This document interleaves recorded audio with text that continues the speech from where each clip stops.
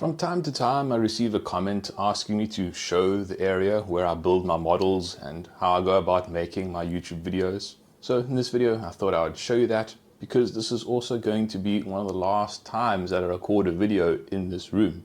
Because I am moving, and it is going to be a long distance move, which means there is going to be a disruption to the channel, but the channel will continue, although the videos will be released on a slower schedule for the next few months. And also the building of USS Alabama is going to slow down. Instead, I'm going to focus onto a series of videos of how to ship ships.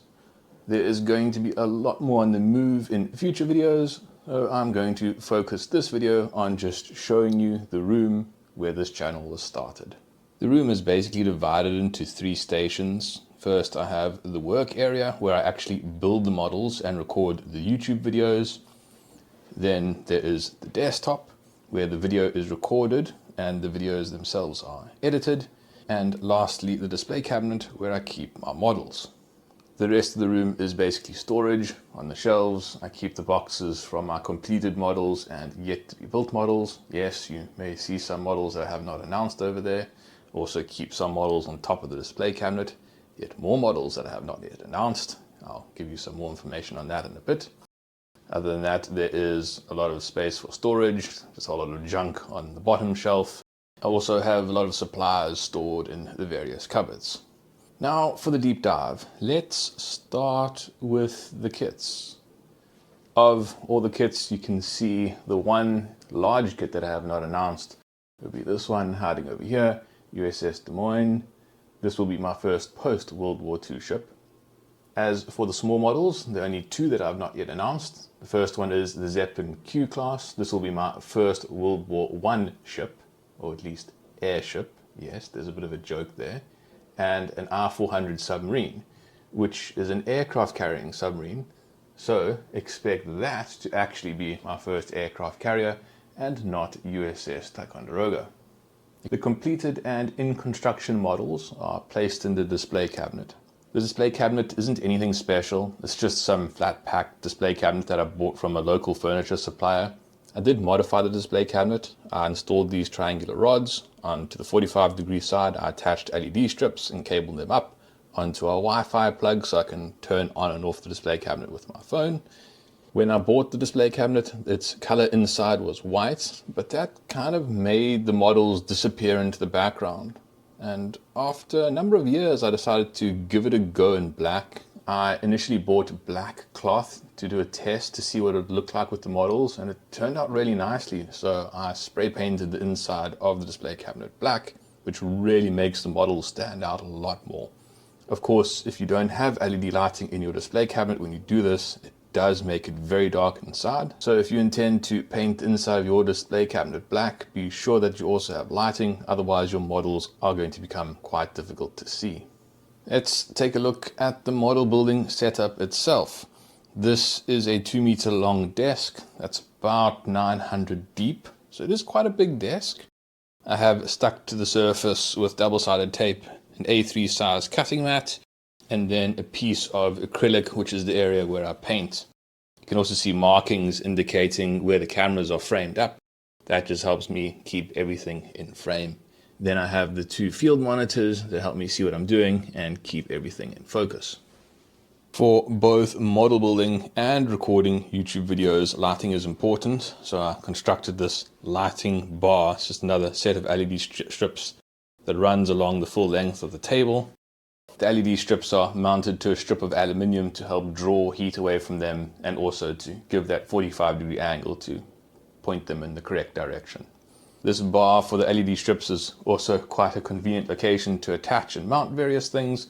So I put on a length of T-track and have various connectors that I can use to clamp things to it. This is one location for the camera to start along the T-track and mount to. And here's the actual camera itself. This is the top camera, obviously. This is a Nikon Z30 that I have somewhat modified. This camera is advertised to be capable of running continuously at 4K 30 frames per second, but that is unfortunately not true.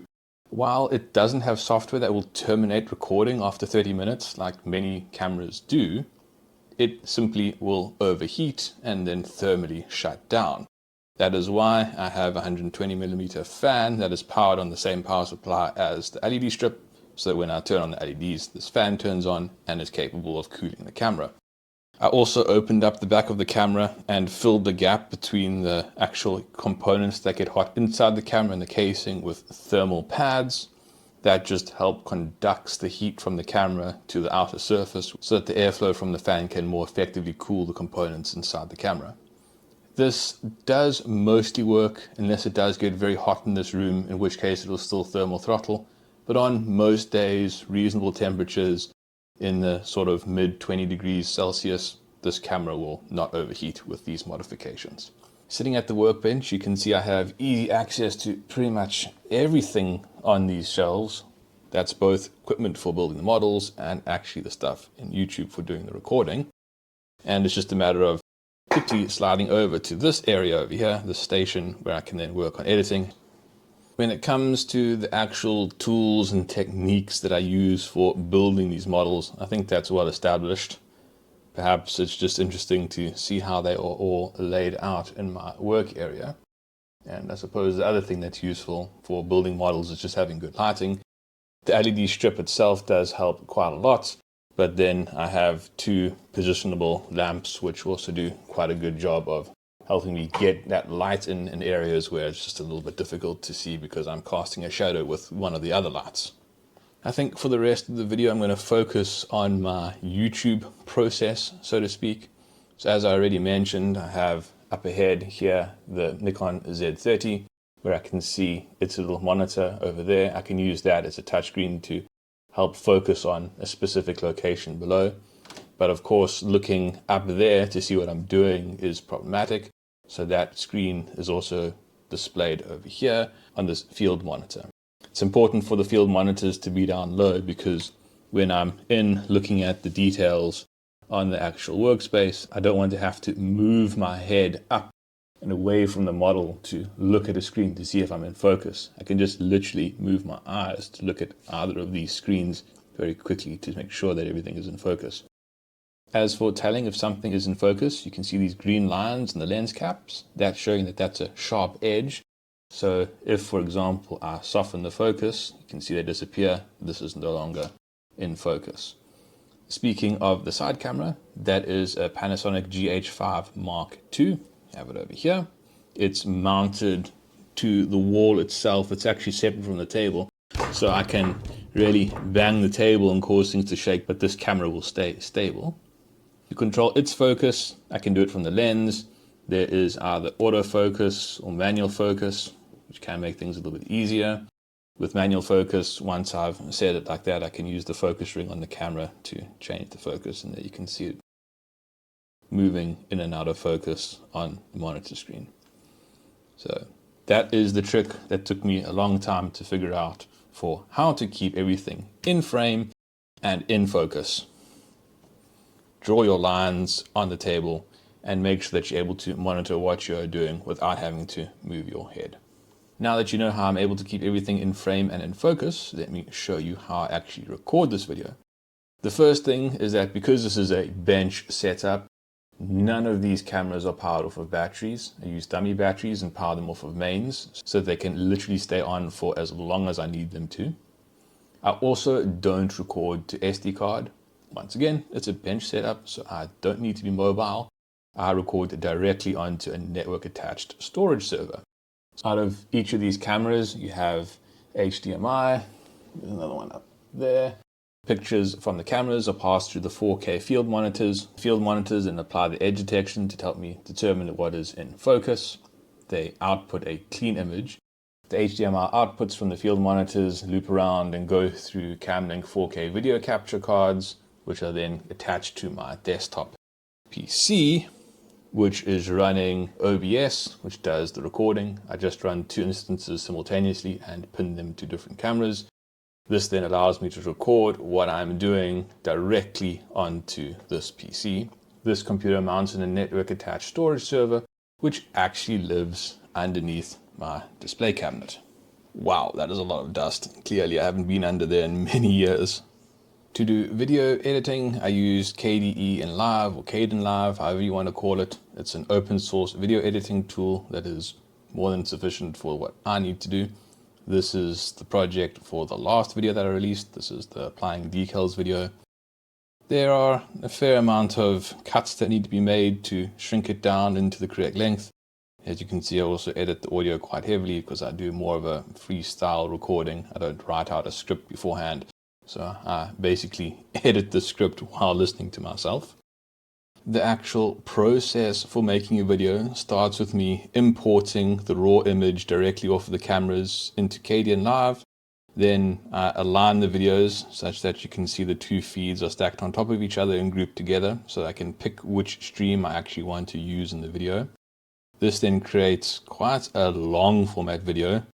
You can see we have on this one, which is the first of the videos for building the frames, around 6 hours of footage recorded, which will then be reduced down to approximately 15 minutes.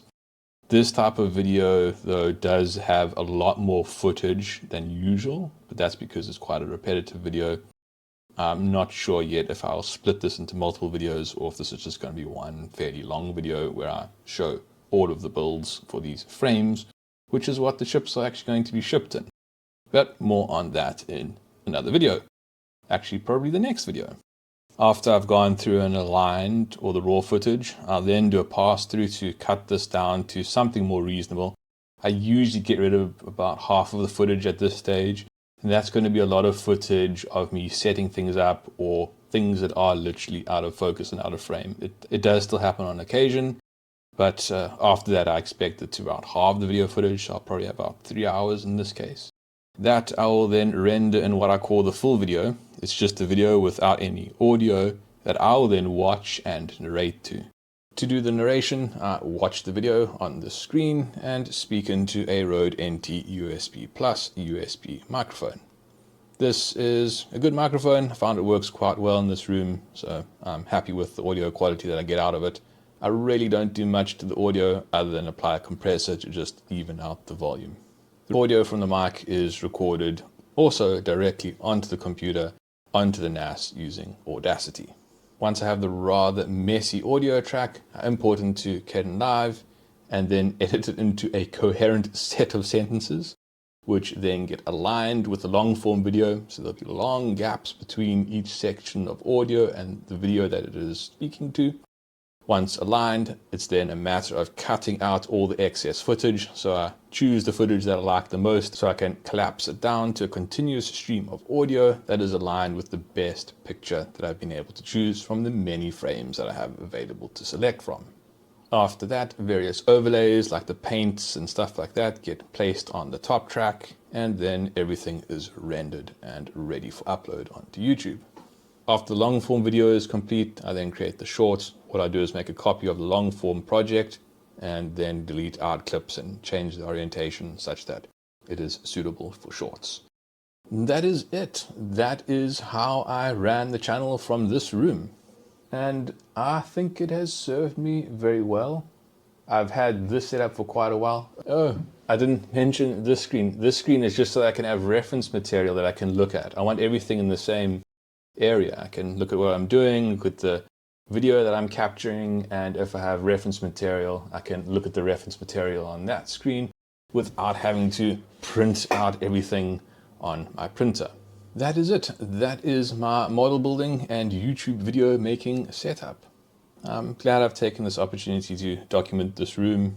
A lot of work and time has been spent here, and I've gotten it optimized pretty much perfectly to my needs. It is a bit sad to see it go, since I have it all nicely set up to suit my needs. But it is time for me to move on and take up a new opportunity. So as sad as I am to see this room go, I'm also excited for what the future holds. And as I said, this YouTube channel will continue. There will be a lot of videos now on the actual moving process. And then when I get to the other side, the actual setting up of the new workspace. Even that's going to be a bit disruptive because I'm going to be in a rental for a while before I buy. But there's going to be videos, maybe not every week, maybe every second week until I'm actually reestablished. If you don't want to wait for the scheduled release of videos and want to watch them when they are uploaded, consider becoming a channel member by clicking the join button below. If you would like to support the channel, like and subscribe. And as always, questions are welcome in the comments. Thank you for watching. Cheers.